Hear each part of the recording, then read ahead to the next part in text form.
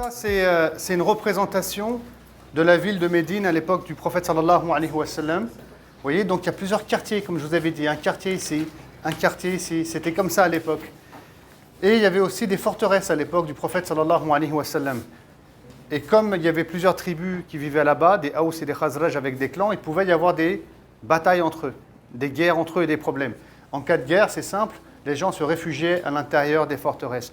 Quand on lit les livres sur la vie du prophète sallallahu alayhi wa sallam, par exemple, quand les Bani Qaynuqa vont être assiégés, ils vont tous rentrer dans leur forteresse. Et il est marqué qu'ils vont être assiégés. C'est comme ça que c'était organisé à l'époque. Et ils avaient aussi des palmeraies, généralement.